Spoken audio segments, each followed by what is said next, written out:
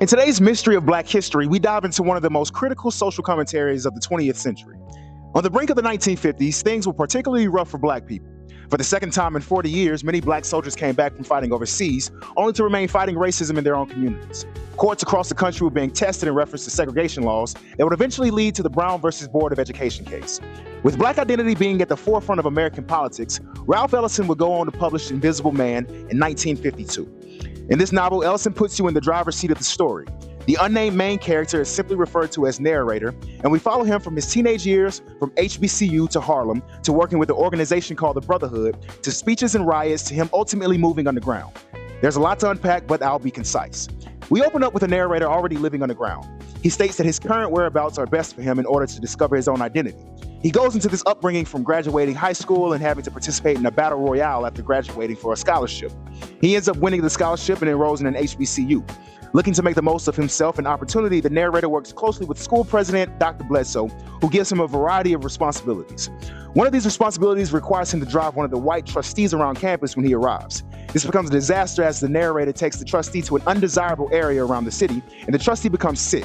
Word gets back to Dr. Bledsoe, who expels him and sends him up north. After feeling abandoned by Dr. Bledsoe, the narrator is on his own in New York City. He finds odd jobs along the way, which he can't hold down due to forms of racism, and in one instance, he almost blows himself up due to manipulation by white coworkers. Later, he ends up finding his footing in a political active group called the Brotherhood. The group's aim is to bring liberation to Black citizens of Harlem.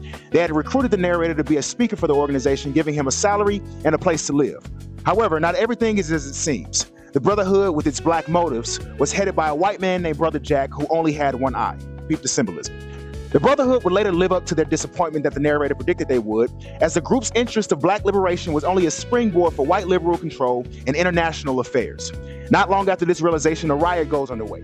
Roz the Extorter is a Black militant activist. He and the narrator had clashed a few times within the story, as Roz has accused him of being a sellout. After the riot had broken out, Roz would try to get narrator lynched, forcing the narrator to go underground. Invisible Man was Ellison's first novel and went on to win a variety of literary awards and garner vast recognition. The Modern Library would go on to rank it 19th on the 100 best English language novels of the 20th century. In terms of Black socio-political exploration, this book is quite literally a masterpiece. Like if you enjoyed this segment, share if it could benefit others, subscribe for more book-related content. Till then, stay in the book and stay out the way.